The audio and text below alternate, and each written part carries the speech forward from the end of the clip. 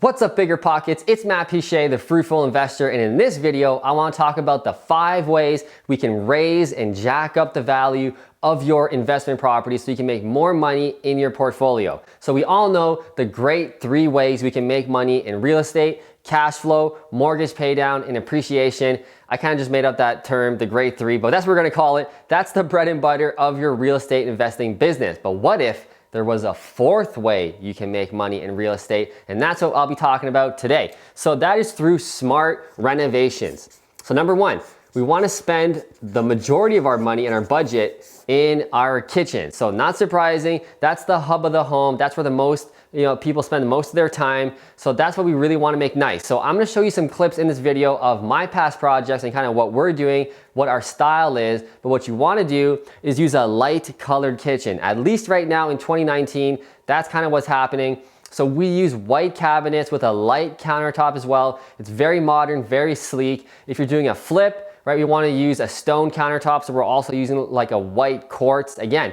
super light, super bright. That's what's in right now. That's what the people want. And it's also a neutral tone, so it's not going to like offend anybody or turn people off. Everybody can kind of like it. Everybody can design their kitchen around a neutral white kitchen. So that's the recommendation I have for you. And spending all of your money here is a great way to really jack up the value. For example, our average kitchen for a rental property, like brand new cabinets, countertops, sink, taps, appliances, etc., is around $8,000 to $10,000 on average. If we're doing a flip, it's probably about $12,000 to $15,000 because we're getting better quality appliances, fridge and stove and stuff. So we're spending a little more there, but that's where the return's really gonna come. So if we're spending 10 grand in our kitchen, it's gonna add like $20,000 to $25,000 in the value of the property. So very, very smart to put a lot of money here. And if you don't wanna spend a lot of money, let's say you're redoing a home or you bought a property and your budget's pretty slim, and you don't have the money to replace all the floors or all the baseboards, all the bathrooms, etc., at least really make that kitchen really pop, because that's how you're gonna get the rental, or if you're flipping it, sell the property as well. So spend all your money in the kitchen, not all of it, but a lot of it. The second place you wanna spend it, the second most important place is, again, not really surprising, the second place a lot of people spend a lot of their time in the home, the bathroom. So what I really recommend as well is using double sinks. You've heard of his and her sinks, or his and his, or hers and hers, right? So we want to use double sinks. That's what really attracts the buyers and the renters. And again, make that color palette very light. So we use a white hexagon floor with a black grout. I think it's called hexagons, octagons, I don't know, man, but that's the shape we're using on the floors.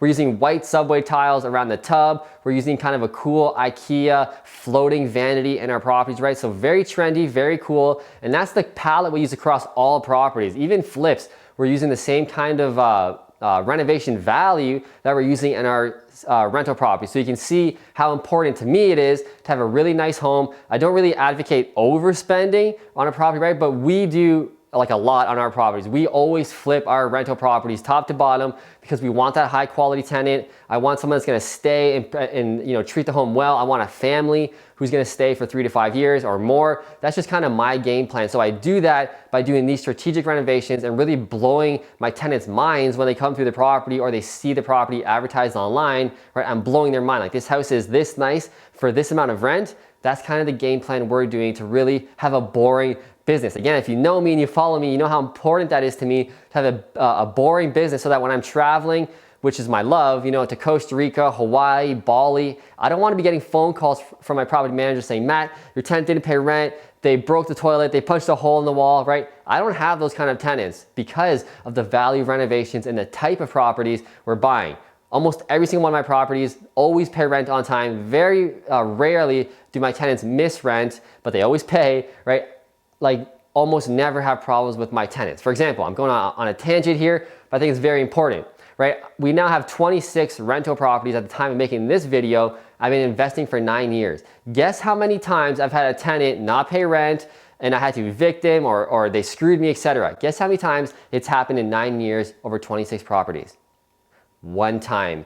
And it was very, very easy to get them out. It took longer than it should have, but they finally agreed to leave. We got the money, etc. But that was the worst experience I had in my portfolio. Again, it comes down to the type of properties we're buying and how we're doing the renovations. Okay, tangent over. Let's get back to the third thing you want to spend your money on, and that is flooring. So this is also the order of importance, okay? So flooring, again, I really like seamless floors that go throughout. I hate, is a huge pet peeve of mine, when there's one type of flooring in the kitchen, another type of flooring in the living room, another type of flooring in the bedrooms upstairs, etc. I hate that. I like one flooring throughout the whole house. It makes it seamless. The house has flow. It seems bigger. It seems brighter. And that's what you want when you're trying to sell a property or find a tenant. You want to make things look bigger, look better than they are. So we use a light colored floor. Again, we'll show you some examples here of what we do. It is a nice modern gray floor. Looks super real, super cool. It's actually a crushed vinyl resin. So it's not even laminate. It's like crushed vinyl, commercial grade. It is almost impossible to scratch unless you really want to scratch it. You know, there's no way of scratching it, and that's what we want. We want good wear and tear materials in our rentals. So they look great after 3 years, 5 years, 6 years. When I want to sell that property, the house should look almost the same as it did when we first did those renovations. So we're planning for the future and using smart materials. As I always say, spend a little more on your materials because the labor is the same. If you buy a cheap, crappy laminate and put it down, it's gonna cost the same for your contractor to put it down. Let's say it's 25 bucks an hour, 30 bucks an hour. If you use a better material, it's the same 25 or 30 bucks an hour. So you might as well spend that little more on the material, make it look cool, and make it stand up to wear and tear. The fourth thing I really like to do for our renovations is use a feature wall. So we're kind of getting into personalizing, which is not always a good idea, but again, it's a nice neutral kind of modern blue color, but really pops with the color scheme that we have. The light gray walls, the light gray flooring, the big baseboards, right? That feature wall really pops. And if my tenants want to paint it over when they move in, fine, but that's how it separates my properties from the rest, which is the main reason why I use it. It looks cool, it looks modern, but it also separates my property from the rest. When tenants are looking through, dozens and dozens of properties online for which house they want to move into, or when they come and see 6 properties in one day, they can't really, see which property was what. They'll remember mine because of the feature wall, and it'll stand out in their mind of how nice it was renovated. So a little different, looks cool, looks modern, but a feature wall can really look cool in a rental property. The last thing I want to talk about, and there's many more, but I got to wrap this video up, is curb appeal. So a lot of people disregard this and I'll just spend all my money on the inside, do a sick kitchen, a cool bathroom, etc. for nice flooring, but the outside looks like crap. You got weeds growing over the window, grass looks terrible, etc. You really want to just pay attention. I don't want you to spend as much as all of these, right? But pay attention to the curb appeal. Cut the grass at least. Take the garbage off the front lawn. Pull the weeds that are 6 feet tall, etc. Don't spend a lot of money or a lot of time here, especially for a rental property. On a flip, we want to spend a little more time and almost treat this as equal as these.